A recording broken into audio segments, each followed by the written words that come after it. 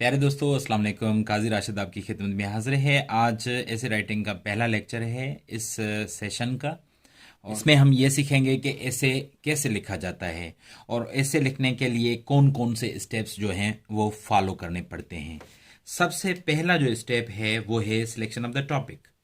तो आप सबसे पहले सिलेक्ट करेंगे टॉपिक के सिलेक्ट कैसे किया जाए।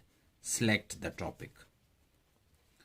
और टॉपिक सिलेक्ट कैसे किया जाए उस पर हम एक अलहदा लेक्चर करेंगे। फिलहाल हम आज कुछ 7 स्टेप्स ऑफ ऐसे राइटिंग है वो हम लर्न करेंगे कि वो कौन से स्टेप्स हैं। उसका जो पहला स्टेप है वो सिलेक्शन ऑफ द टॉपिक है और दूसरा स्टेप है brain storming.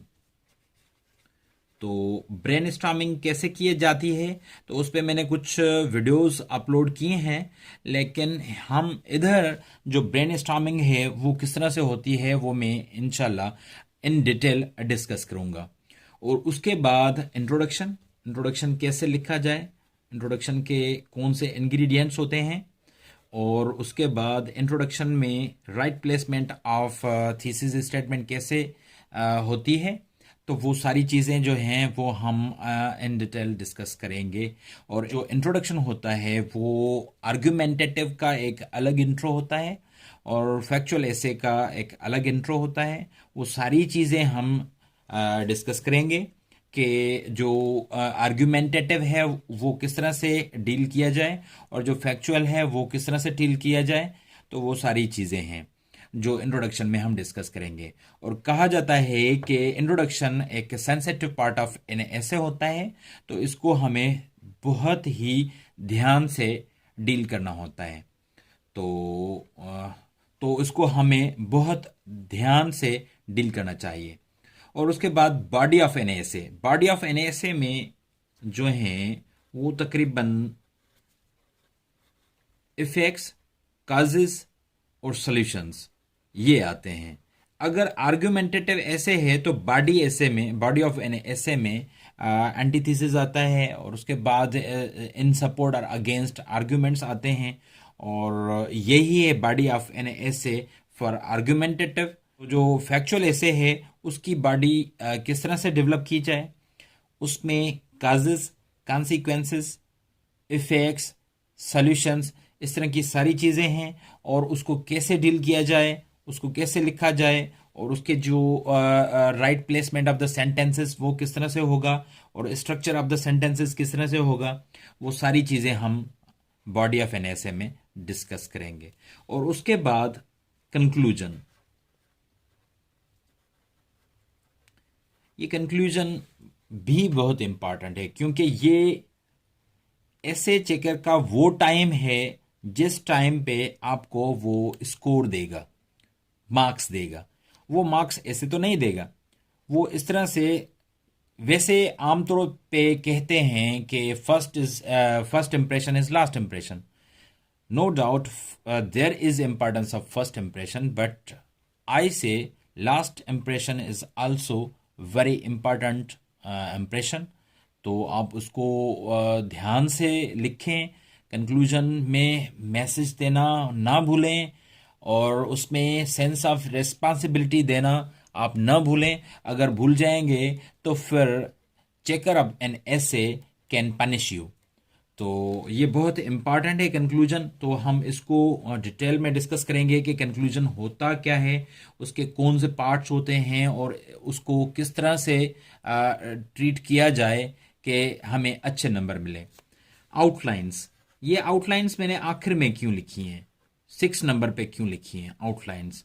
Outlines of N ऐसे, उसके लिए आप जो पहले 2 पेजेस हैं वो छोड़ देंगे, उसके बाद आप ऐसे लिखना शुरू करेंगे। और आउटलाइन इसीलिए आखिर में लिखी है मैंने कि आउटलाइन आपको भी ऐसे में 6th स्टेप पे ही लिखनी है, क्योंकि आउटलाइन अगर पहले लिख लेते हैं आप तो फिर क्या होता है, अगर कोई अच्छी सी चीज़ याद आ जाती है आपको, कोई बहुत अच्छा आर्ग्यूमेंट है जो बहुत ज़रूरी है ऐसे में देना, वो आप वाइल राइटिंग एन ऐसे बीच में याद आ जाता है, तो फिर आपकी जो आउटलाइन बनी हुई होगी तो आप उसको कैसे अमेंड करेंगे। क्या उस पर आप वाइटो लगाएंगे, तो वाइटो यहाँ नहीं लगेगा।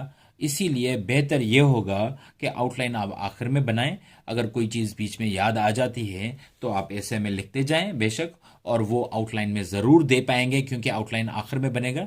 लेकिन पेजेस जो हैं, पहले 2 पेजेस वो आपको छोड़ने पड़ेंगे आउटलाइन के लिए। और आखिर में रिव्यू देना आपको नहीं भूलना। तो रिव्यू भी देना है आपको, और रिव्यू इसीलिए कि आप 4 से 5 मार्क्स आप बचा सकेंगे अपनी। जो चेकर पढ़ेगा ऐसे, कहीं कोई उसको स्पेलिंग मिस्टेक नज़र आएगी, कहीं कोई ग्रामेटिकल एरर नज़र आएगी, तो दायरा लगेगा। अगर दायरा लगेगा तो नंबर अगर दायरा लगेगा तो नंबर कम मिलेंगे। तो इसीलिए उन दायरों से बचें और पनिशमेंट से बचें, और आप रिव्यू कीजिए। रिव्यू करने के बाद आप 4 से 5 नंबर अपने बचा सकते हैं। तो ये जो सारी चीज़ें हैं वो इंशाल्लाह हम डिटेल में डिस्कस करेंगे।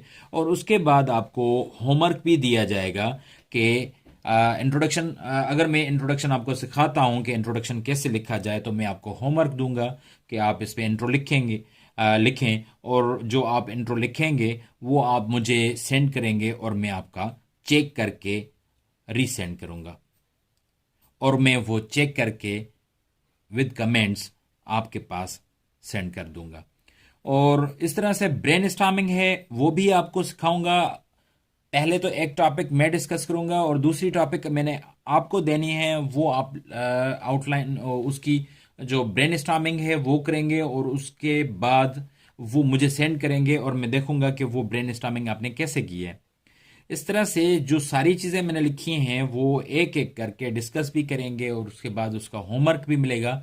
और बिल्कुल इन last 2 essays, full length essays, ये मैंने आपको टॉपिक देने हैं, और उस पे आप उन दोनों ऐसे टॉपिक्स पे आप ऐसे लिखेंगे, फुल लेंथ ऐसे, और उसका पीडीएफ बना के आप मुझे सेंड करेंगे, और मैं वो चेक करके एवेल्यूएट करके वो आपको सेंड कर दूंगा।